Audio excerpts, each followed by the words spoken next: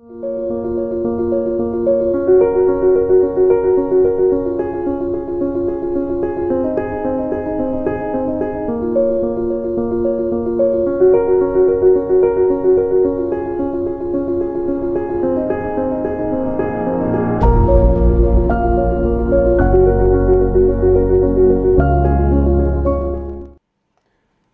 जो था और है और आने वाला है, जिसका ये दावा है कि मैं मर गया था, जिंदा हुआ हूं और अब्दुल्लाबाद जिंदा रहूंगा।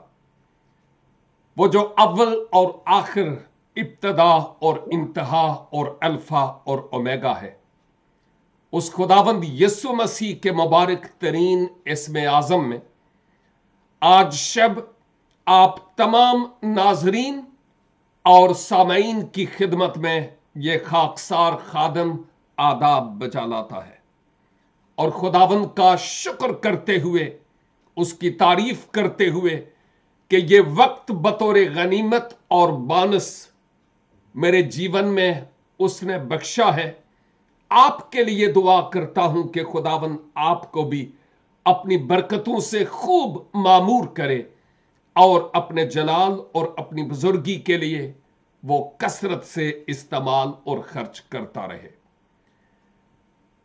बाइबल मुकद्दस की सबसे आखिरी किताब यूहन्ना आरिफ की मार्फत लिखे गए खुदावंद यीशु मसीह के मुकाशफा पर बात करते हैं। 18 बाब में हम पहुंचे थे और इस 18 बाब की हमने पहली आयत पर एक हफ्ता पहले गौर-ओ-खोज किया था।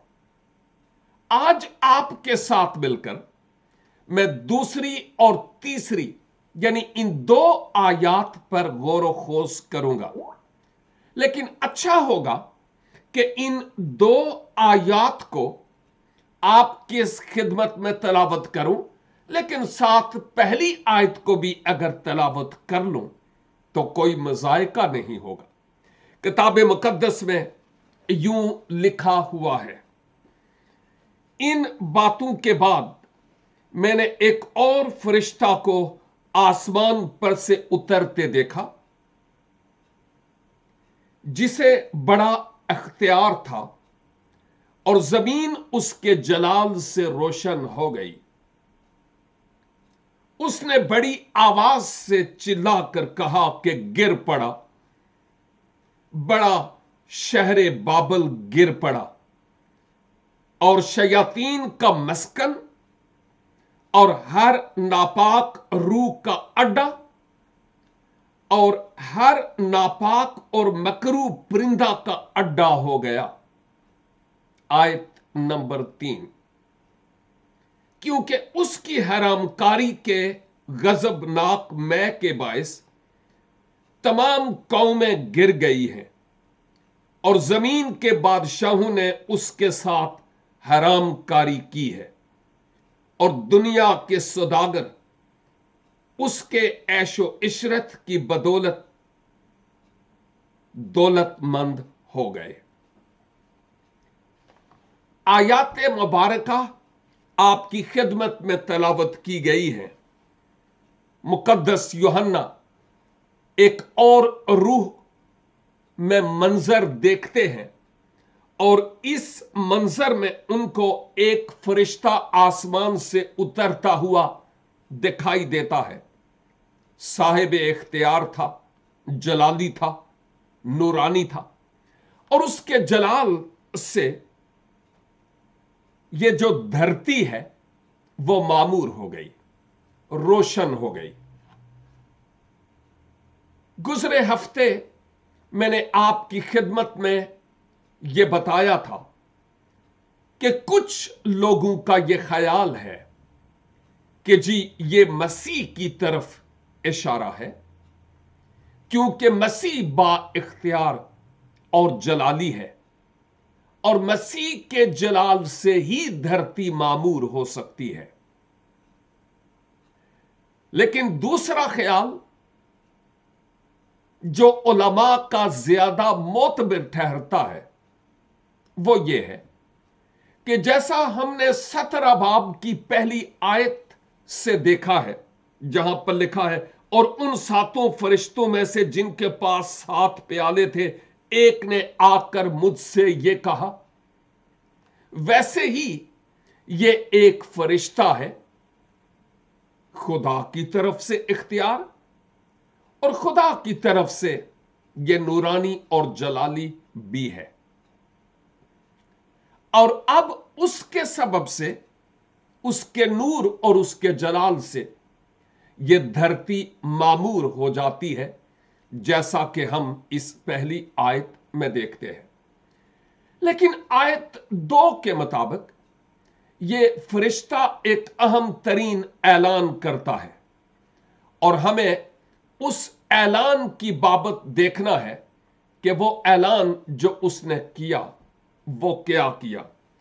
دوسری آیت تلاوت کی گئی اور اس میں یہ ہے کہ بڑی آواز سے وہ فرشتہ بولتا ہے، ایک اعلان کرتا ہے بڑی آواز میں، اور چلا کر کہتا ہے کہ گر پڑا بڑا شہر بابل، گر پڑا۔ 2 بار اس نے بابل کے گر پڑنے کی بات کی ہے کہ بابل گر پڑا، یک بار نہیں 2 بار یہ ذکر آیا کہ وہ گر پڑا، اور بڑی آواز سے اس فرشتہ نے اس بابل کے گرنے کا اعلان کیا۔ دیکھیے، یہ جو بابل کا گرنا ہے یہ دل کو ہلا دینے والا ایک پہلو ہے جس پر ہم اس باب میں سیکھ رہے اور سیکھیں گے بھی۔ ہم اس سیاسی، پولیٹیکل اور اقتصادی بابل پر بات کر رہے ہیں۔ اس سے پیشتر ہم نے 17 باب میں اس کے روحانی پہلو پر بات کی تھی۔ اس 18 باب میں ہم اس کے فنانشلی، اقتصادی، مالی، دولت مند ہونے کے پہلو کے اعتبار سے گر پڑنے سے متعلق دیکھتے ہیں، اور اس کے گر پڑنے کی کئی ایک وجوہ بیان کی جاتی ہیں خداوند کے مقدس کلام میں کہ آخر یہ گرا تو کیوں گرا۔ پہلی بات تو یہ ہے کہ بابل شروع ہی سے، وہ قدیم بابل جو عراق کے شمال میں شاید 14 سے 16 کلومیٹر دور ہے اور پایا جاتا ہے اس کے آثار، وہ بابل جہاں پر انسان نے رب تک رسائی کرنے کی کوشش کی، وہ بابل جہاں پر برج بنا تھا، ایک ہی زبان تھی اور خدا نے ان زبانوں میں اختلاف پیدا کیا، جو خدا کے خلاف بغاوت کے اعتبار سے معروف ہوا، بت پرستی کو انٹروڈیوس کرنے کے اعتبار سے متعارف ہوا،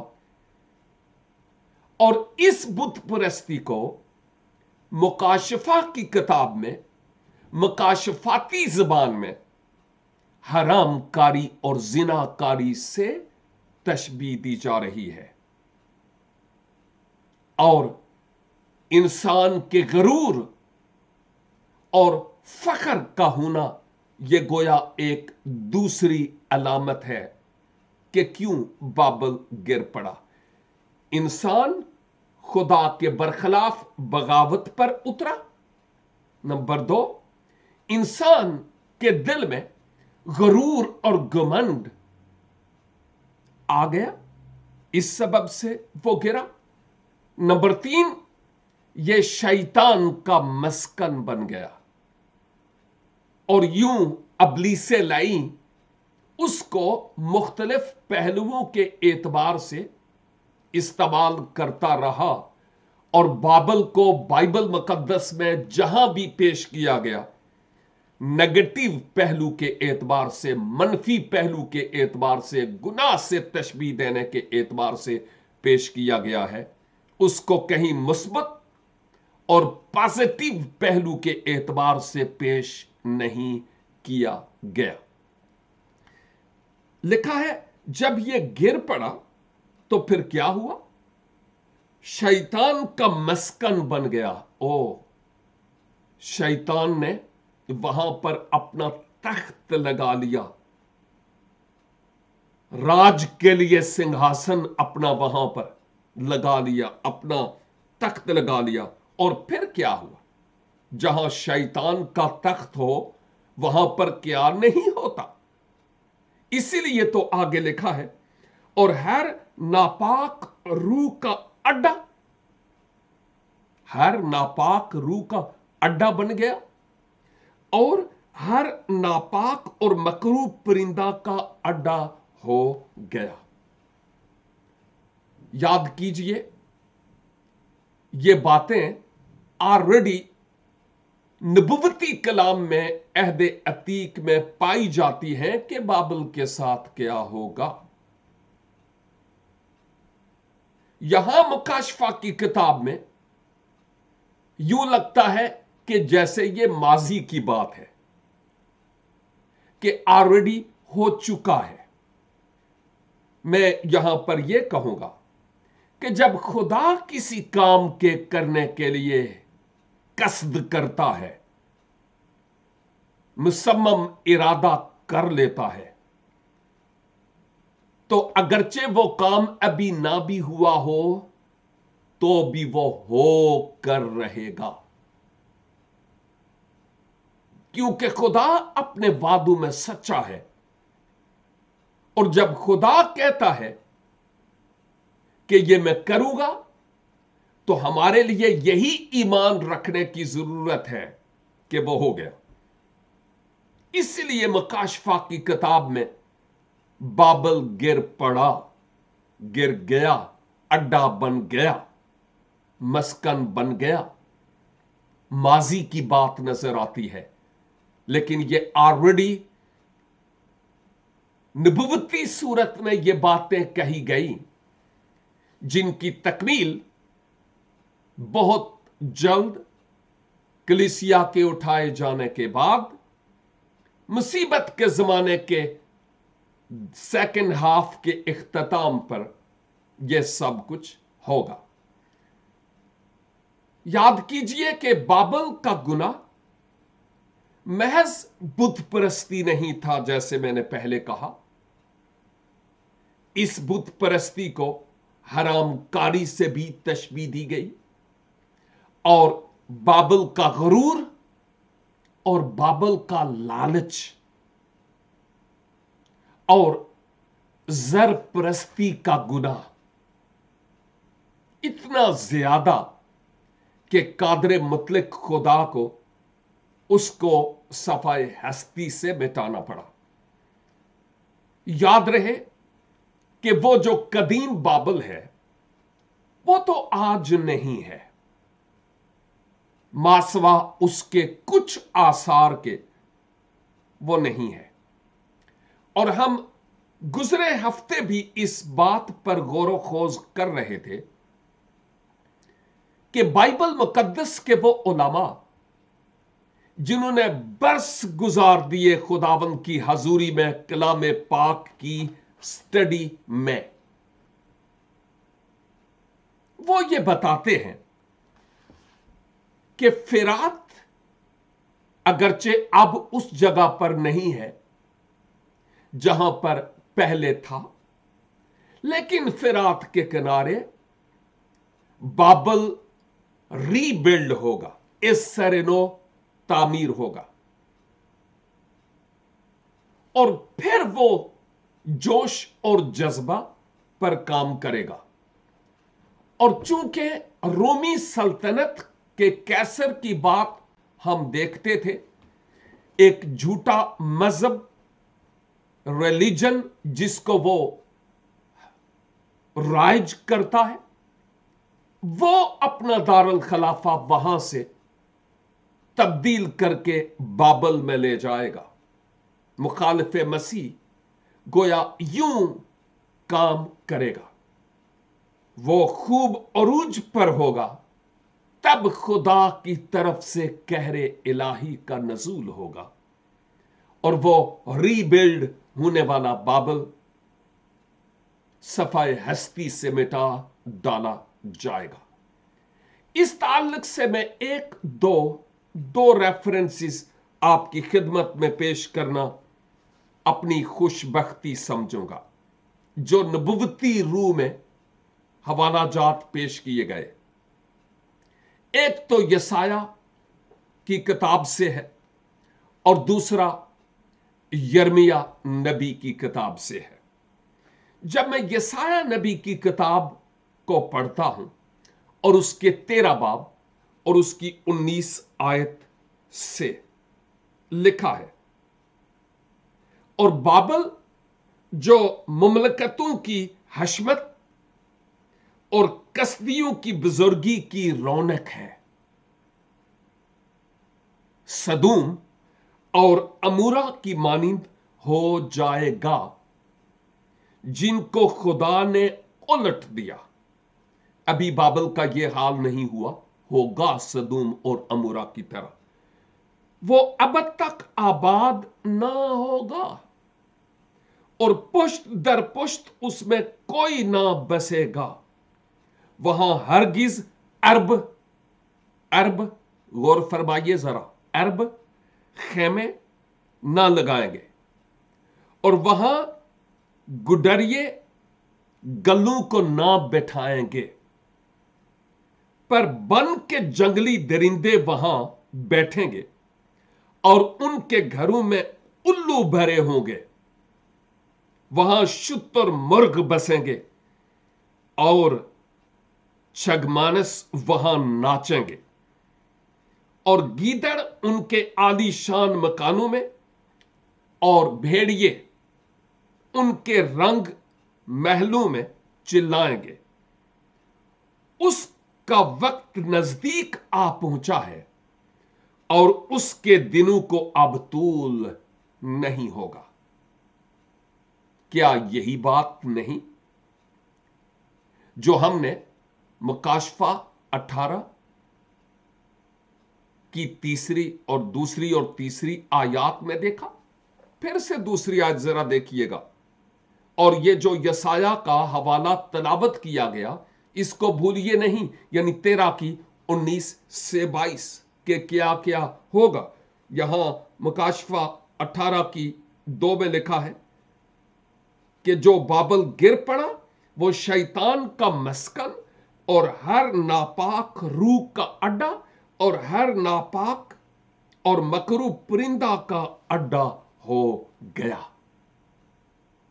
यही बात तो हम यहां यसाया की किताब में देख रहे थे। और एक और हवाला, यर्मिया नबी का सहीफा और इसका 50 बाब, यर्मिया 50 बाब और इसकी 38 आयत से। कलाम मुकद्दस में यूं लिखा है 50 की 38 से बाबल की बाबत, क्योंकि ये बाबल पर खुदा के कहर और गजब से मुताल्लिक बात हो रही है। लिखा है, उसकी नहरों पर खुश्क साली है, वो सूख जाएंगी, क्योंकि वो तराशी हुई मूर्तों की ममलकत, वो बुतों पर शेफ्ता है। इसलिए दश्ती दरिंदे गीदड़ों के साथ वहां बसेंगे और शुतर मर्ग उसमें बसेरा करेंगे और वो फिर अब तक आबाद ना होगा। पुश्त दर पुश्त कोई उसमें सकूनत ना करेगा। जिस तरह खुदा ने सदूम और अमूरा और उनके आसपास के शहरों को उलट दिया, खुदावंद फरमाता है उसी तरह कोई आदमी वहां ना बसेगा, ना आदमजाद उसमें रहेगा। और हमने यसाया में देखा, अब खुदा मजीद ढील नहीं देगा। مزید دورانیے کو طول نہیں ملے گا. اب وہ وقت آنے کو ہے. دن بدن ہم جوں مسیح کی آمد ثانی کے قریب جا رہے ہیں. پریچنگ بھی بہت ہے، ٹیچنگ بھی بہت ہے، انجیل کی منادی بھی بہت ہے، لیکن تاریکی کی قوتیں بھی ساتھ ساتھ کام کر رہی ہے. اور ایون بعض اوقات مجھے یہ کہنے دیجئے کہ یوں لگتا ہے کہ چرچ لیڈرشپ کی بیٹریز اب ڈسچارج ہو چکی ہے، جنہیں ریچارج ہونے کی ضرورت ہے. اور یہ پرسیکیوشن کے وسیلہ سے ہی ہو سکتا ہے، کوئی اور طریقہ شاید نہ ہو. ہمیں اب بھی اپنی ہوش سنبھالنے، حقیقت میں توبہ کر کے خدا کی طرف رجوع لانے کی ضرورت ہے. اور ہم دیکھتے ہیں کہ یہ جو واقعہ آیت 2 میں بیان ہوا ہے، اس کو جلد ہو کر رہنا ہے. آیت 3 جو مکاشفہ کی کتاب میں ہم دیکھ رہے تھے، اس کا اطلاق مجھ پر بھی اور آپ پر بھی ہوتا ہے، کیونکہ اس آیت میں لکھا ہے کہ کیوں بابل گر پڑا. اس کے پیچھے ریزن کیا ہے؟ کیا ریزن ہے؟ کیونکہ اس کی حرام کاری کی غضب ناک میں کے باعث تمام قومیں گر گئی ہیں. اس کی حرام کاری کی غضبناک میں کے باعث تمام قومیں گر گئی ہیں، اور زمین کے بادشاہوں نے اس کے ساتھ حرام کاری کی ہے، اور دنیا کے سوداگر اس کے عیش و عشرت کی بدولت دولت مند ہو گئے.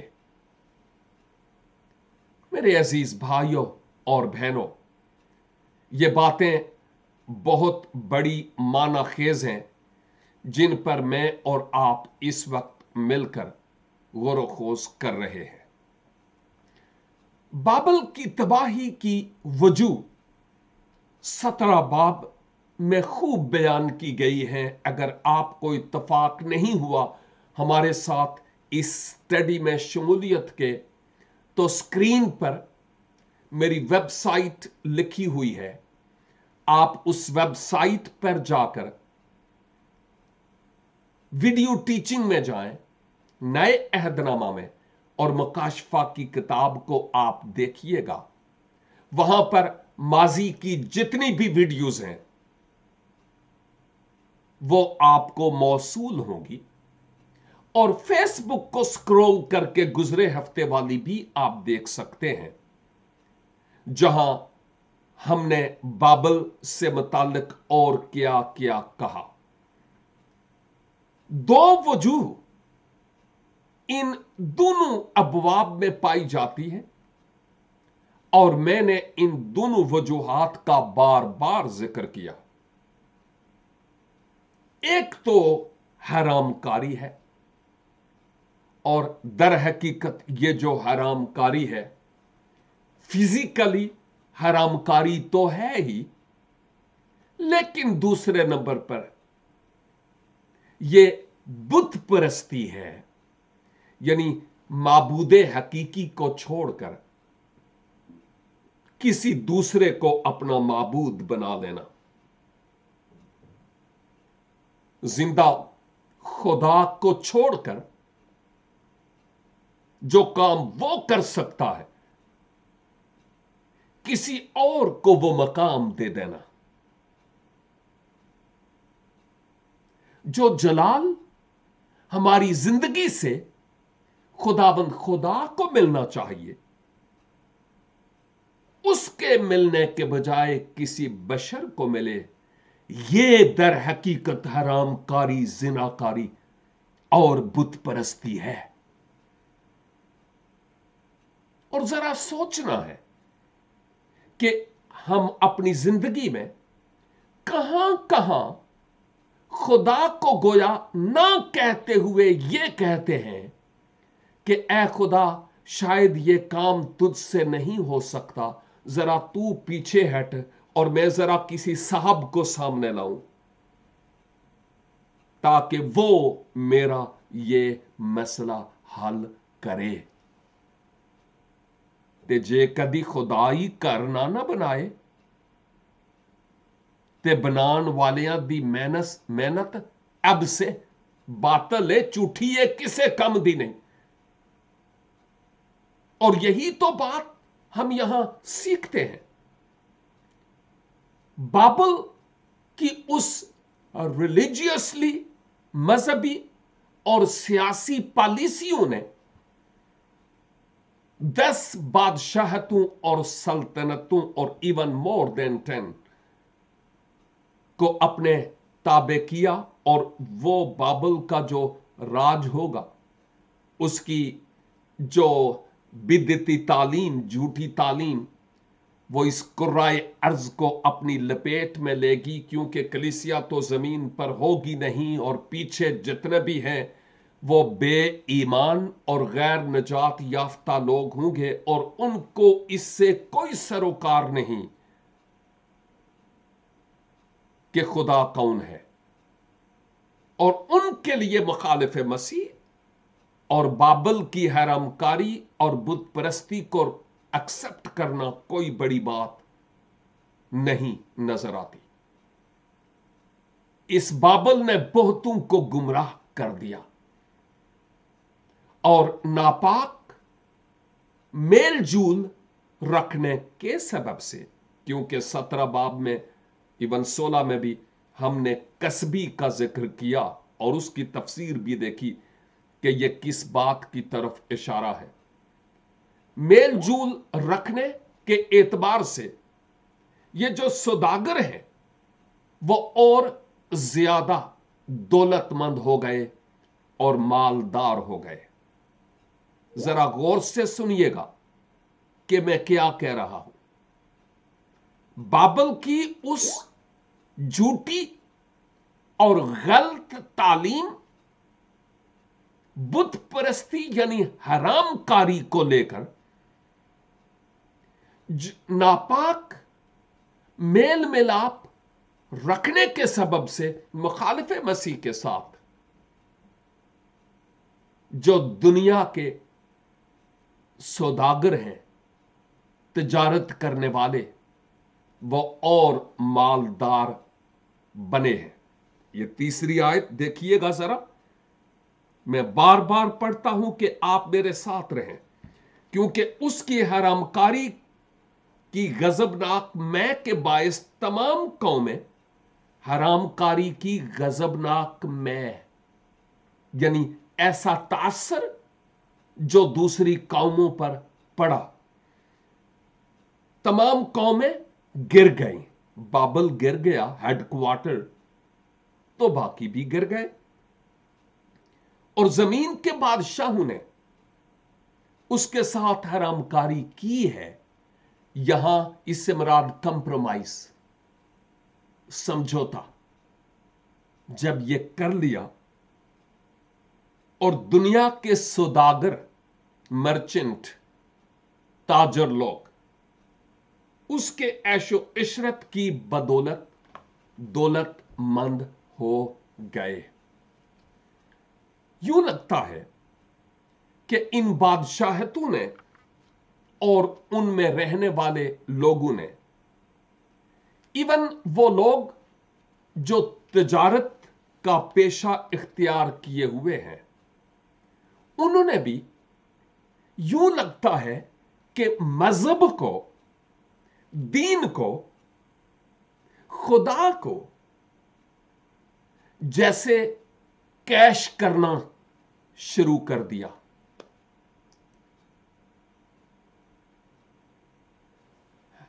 گزرے دنوں میں मैंने हैकल की सफाई के बारे में 2 मैसेजेस दिए। उनमें से एक था डाकुओं की खो। काश के आप मेरे YouTube चैनल पर जाकर उस मजमून को अगर नहीं सुना तो आप सुने कि वहां क्या है, और क्या आज भी खाना खुदा कहीं डाकुओं की खो तो हम नहीं बना बैठे। जबरदस्त टीचिंग जो मेरे लिए थी और मेरे तमाम नाजरीन के लिए, इवन आपके लिए भी। इससे पता चलता है कि ऐसे लोग जो मजहबी लबादा तो ओढ़े हुए हैं, मजहबी लबादा तो ओढ़े हुए हैं, लेकिन जर परस्ती उनका माबूद है और उनका खुदा है।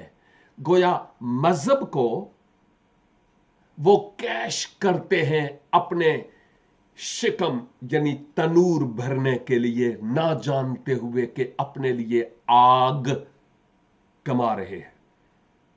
इसके मसाले किताब मुकद्दस में मौजूद हैं, और जब मैं उन मसालों की बात करूंगा ऑटोमेटिकली आप जान जाएंगे कि आज की जो कलीसाई हालत है वो बातें उस पर कितनी फिट आती हैं। लेकिन अच्छा होगा कि हम कलीसाई क़यादत पर उंगली रखने के बजाय क्यों ना हम उन उंगलियों को जो हमारी तरफ आती हैं उनको मनहूज़े खातिर रखें कि कहीं मैं भी ऐसा तो नहीं करता। अमाल की किताब उसका 16 बाब और इसकी 16 आयत आपके सामने रखता हूं। अमाल, रसूलों के अमाल, the book of church history, 16 बाब और इसकी 16 आयत। जब हम दुआ करने की जगह जा रहे थे तो ऐसा हुआ कि हमें एक लौंडी मिली जिसमें गैब दान रूह थी। वो गैब गोई से अपने मालिकों के लिए बहुत कुछ कमाती थी। देखा है आपने, ये गैब दानी से मुराद नबुव्वत है। एक ऐसी लौंडी यानी नौकरानी, खादमा, जिसमें एक ऐसी रूह थी जो गोया नबुव्वत कर रही थी, लेकिन ये रियल यानी हकीकत में नहीं था, सिर्फ लोगों को खुश करने के लिए। फालगीर, जादूगर आजकल यही तो करते हैं। उनकी अपनी किस्मत नहीं होती लेकिन दूसरों की किस्मत का हाल बताते हैं। और आप देखते हैं यहां क्या है,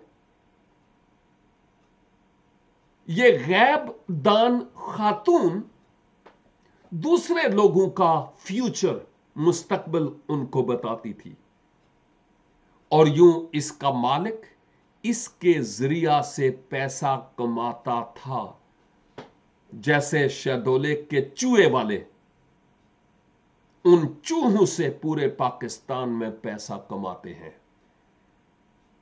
यह सिर्फ एक रेफरेंस नहीं है, एक और रेफरेंस इख्तिताम पर आपकी नजर करता चलूं। अमाल 19 बाब में, और 19 बाब की 23 आयत से मैं तलावत करूंगा। गौर से सुनिएगा। पौलुस रसूल अभी इफसस में है और वहां क्या होता है। 19 की 23 से, उस वक्त इस तरीक की बाबत बड़ा फसाद उठा, क्योंकि दिमेत्रियस नाम एक सुनार था जो अर्तमस के रो पहले मंदिर बनवाकर उस पेशा वालों को बहुत काम दिलवाता था। उसने उनको और उनके मुतालिक और पेशा वालों को जमा करके कहा कि ए लोगो, تم جانتے ہو کہ ہماری آسودگی اسی کام کی بدولت ہے. کون سا کام؟ روپیلے مندر بنا کر، سنم بنا کر، ارتمس کی دیوی کے بت بنا کر بیچنا، اسی میں تو ہماری انکم ہے. تم سب میرے پیٹی وال ہو، تم جانتے نہیں ہو کہ یہی تو ہماری انکم ہے. آگے کیا ہوتا ہے؟ اور تم دیکھتے اور سنتے ہو کہ صرف افسس ہی میں نہیں بلکہ تقریباً تمام آسیا میں اس پولوس نے تمام آسیا میں اس پولوس نے بہت سے لوگوں کو یہ کہہ کر قائل اور گمراہ کر دیا ہے کہ جو ہاتھ کے بنائے ہوئے ہیں وہ خدا نہیں ہے. بس صرف یہی خطرہ نہیں کہ ہمارا پیشہ بے قدر ہو جائے گا، بلکہ بڑی دیوی ارتمس کا مندر بھی ناچیز ہو جائے گا، اور جسے آسیا اور ساری دنیا پوجتی ہے خود اس کی بھی عظمت جاتی رہے گی. اور یہ سن کر قہر سے بھر گئے اور چلا چلا کر کہنے لگے کہ افسیوں کی ارتمس بڑی ہے. اور تمام شہر میں ہلچل مچ گئی، اور لوگوں نے گیوس ارسکس مقدونیہ والوں کو جو پولوس کے ہم سفر تھے پکڑ لیا، اور ایک دل ہو کر تماشا گاہ کو دوڑے. یاد کیجئے کیا کہا؟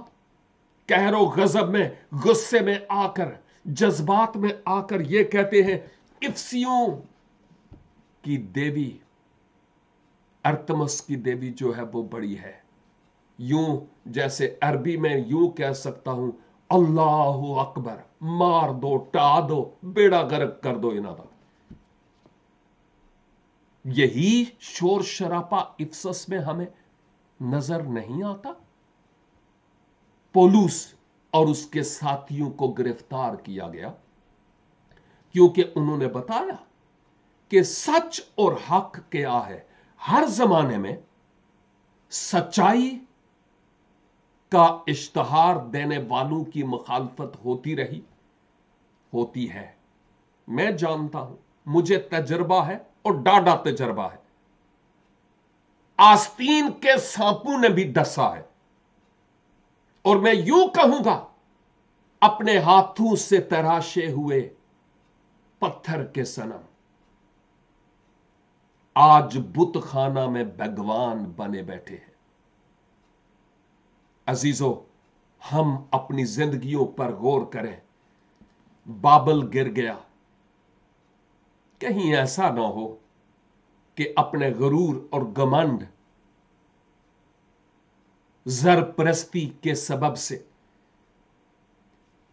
خدا کے ساتھ نہیں بلکہ دنیا کے ساتھ کمپرومائز کرنے کے اعتبار سے، اور ہم اپنی منسٹریز کو اس لیے کہیں چلا رہے ہوں کہ کہیں سے 4 پیسے آئیں، کوئی گورا پھنسے. اکھنیاں چکنا ماں میں ایئرپورٹاں مدد لئی میں کنوں پکارا. اگر یہی حال ہے تو پھر گر جائیں گے، ہم قائم نہیں رہیں گے، گر جائیں گے. آج اپنے آپ کو پہچاننے اور خدا کے حضور معافی طلب کرنے کی ضرورت ہے، اور خداوند سے یہ درخواست کرنے کی کہ خداوند مجھے معاف کیجئے، میرے دل کو نیا کیجئے، مجھے تبدیل کیجئے. آپ میرے دل کی حالت سے واقف ہیں، آپ سے کچھ بھی چھپا ہوا نہیں ہے. مجھے اپنی مرضی کے مطابق اپنے کلام کے سانچے میں ڈھالیے، اور خداوند ایسا کرنے کے لیے تیار ہے. ہم دعا کریں. رب الافواج ہمیں فضل عنایت فرمائیے کہ ہم اپنی زندگی سے صرف آپ کے نام کو جلال دیں. ہم نے روحانی طور پر جتنی بھی بت پرستی کی ہمیں معاف فرمائیے، اور فضل عنایت فرمائیے کہ ہم آپ کے کلام کے ऐन मुताबिक अपनी जिंदगी बसर करने वाले हों। अब आप जितने भी मेरे अजीज हमारे साथ ऑनलाइन हैं, उन सब के लिए मैं पाक रूह की कुदरत से दिलों की और जहनों की सफाई मांगता हूं। परेशानियों और टेंशनों के बुतों के गिर जाने का हुक्म देता हूं। बीमारियों और रोगों और दुखों से रिहाई के लिए दुआ करता हूं। अपने लोगों पर अपनी शफकत का हाथ बढ़ाएं, जहनों, सोचों और ख्यालों को तब्दील करें, ताकि आपका बुजुर्ग नाम हमारे वसीला से जलाल पाए। खुदाबंद यीशु मसीह नासरी के वसीले से हम ये दुआ मांगते हैं। आमीन एंड आमीन। God bless you all.